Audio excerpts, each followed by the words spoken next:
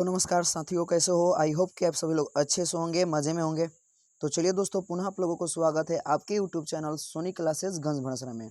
जैसा कि दोस्तों आपको थंबनेल से ही पता चल गया होगा कि इस वीडियो में हम लोग कंप्यूटर के 10 ऐसे प्रश्न करने वाले हैं जो आपके एग्ज़ाम में पूछे जाते हैं। दोस्तों, आप कोई भी कॉम्पिटिटिव एग्ज़ाम की तैयारी कर रहे होंगे, उसमें कंप्यूटर से कुछ ना कुछ प्रश्न रहते हैं।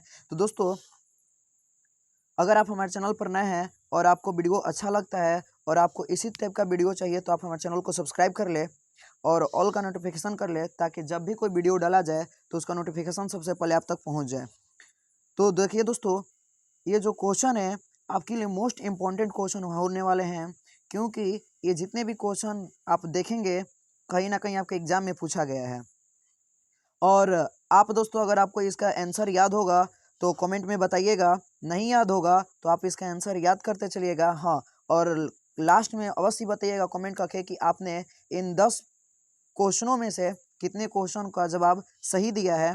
तो चलिए आज के क्वेश्चन को हम लोग स्टार्ट करते हैं। और ये रहा पहला क्वेश्चन जो आपके स्क्रीन पर है। कहा जा रहा है, निम्नलिखित में से किसे कंप्यूटर का पितामह कहा जाता है। दोस्तों, कुछ समय दूंगा आपको, आप इसका आंसर अपने मन में ही ढूंढकर कमेंट कर दीजिएगा। और आपका सही होगा तो ठीक है, नहीं तो इसका सही क्वेश्चन का आंसर याद कर लीजिएगा, मैं आपको सही ही बताऊंगा।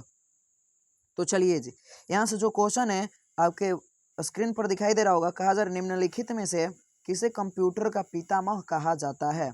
देखिए, ऑप्शन नंबर ए में है हरमन, ऑप्शन नंबर बी में है चार्ल्स वेवेज, ऑप्शन नंबर सी में है वेल्स पास्कल और ऑप्शन नंबर डी में है जोसेफ जैक्यूड। तो दोस्तों बताइए कि निम्नलिखित में से किसे कंप्यूटर का पितामह कहा जाता है। जल्दी से सोच लीजिए। तो दोस्तों, अगर आप ऑप्शन नंबर बी को टिक कर रहे हैं तो बिल्कुल ही करेक्ट है, यानी चार्ल्स वेवेज को कंप्यूटर का पितामह कहा जाता है। चलिए, तो बढ़ते हैं नेक्स्ट क्वेश्चन की तरफ। और अगला क्वेश्चन आपके स्क्रीन पर दिखाई दे रहा होगा। कहा जा रहा है, कंप्यूटर के विकास में सर्वाधिक योगदान किसका है। यानी कंप्यूटर के विकास में सर्वाधिक योगदान किसका है। ऑप्शन नंबर ए में है Herman Hollerith, option number B में है Blaise Pascal, option number C में है चार्ल्स बेबेज और ऑप्शन नंबर डी में है वन न्यूमैन। तो दोस्तों बताइए कि निम्न में से कंप्यूटर के विकास में सर्वाधिक योगदान किस व्यक्ति का था। अगर दोस्तों आप ऑप्शन नंबर डी को टिक कर रहे हैं तो बिल्कुल ही करेक्ट है, यानी वन न्यूमैन जो थे उनका योगदान कंप्यूटर में सर्वाधिक रहा। ठीक ना। तो चलिए यहाँ से बढ़ते हैं नेक्स्ट क्वेश्चन की तरफ। और नेक्स्ट क्वेश्चन आपके स्क्रीन पर दिखाई दे रहा है और कहा जा रहा है, किसने पहला यांत्रिक कंप्यूटर बनाया जो भविष्य के कंप्यूटर के लिए प्राकृतिक सिद्ध हुआ।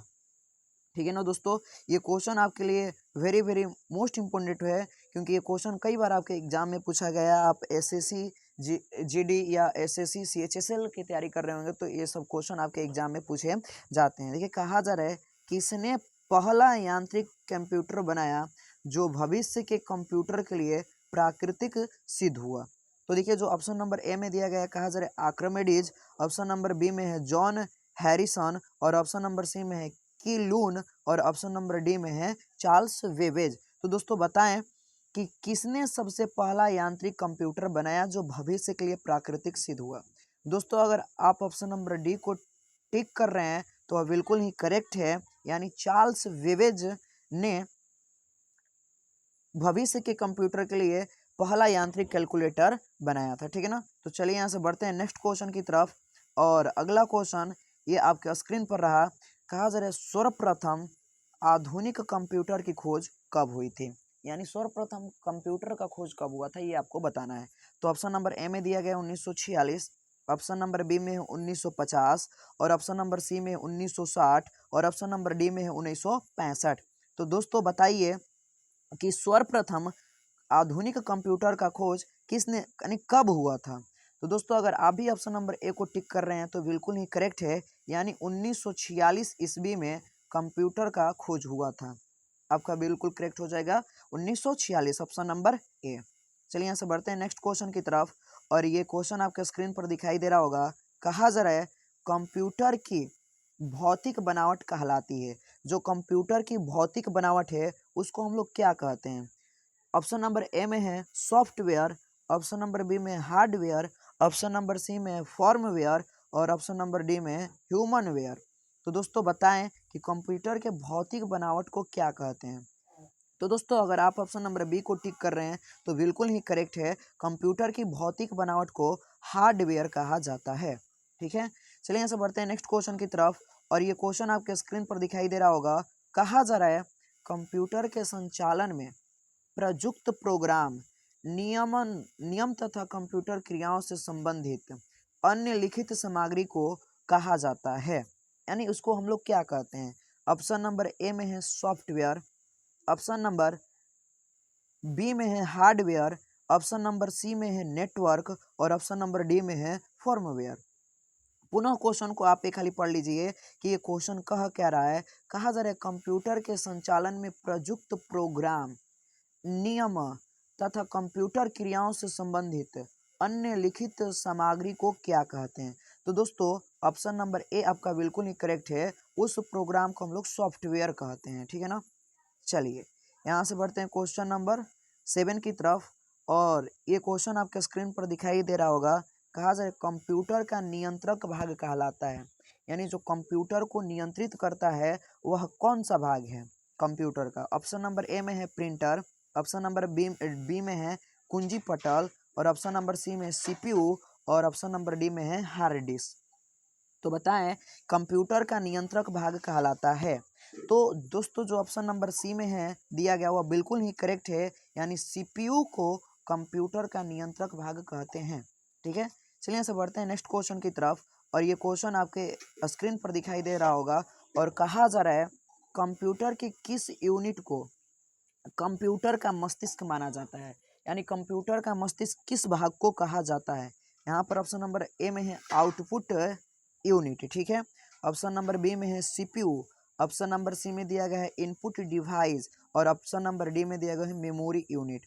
तो दोस्तों बताएं कंप्यूटर के किस यूनिट को कंप्यूटर का मस्तिष्क माना जाता है। तो दोस्तों कंप्यूटर का मस्तिष्क जो है सीपीयू को माना जाता है। यानी ऑप्शन नंबर जो बी है आपका बिल्कुल ही करेक्ट है।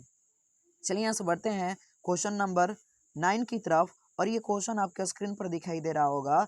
कहा जा रहा है कंप्यूटर का महत्वपूर्ण भाग है। यानी आपको बताना है कंप्यूटर का महत्वपूर्ण भाग कौन है। तो ऑप्शन नंबर ए में दिया गया है सीपीयू, ऑप्शन नंबर बी में दिया गया है कीबोर्ड, ऑप्शन नंबर सी में दिया गया है डिस्क और ऑप्शन नंबर डी में दिया गया है प्रिंटर। तो दोस्तों बताएं कंप्यूटर का सबसे महत्वपूर्ण भाग क्या है।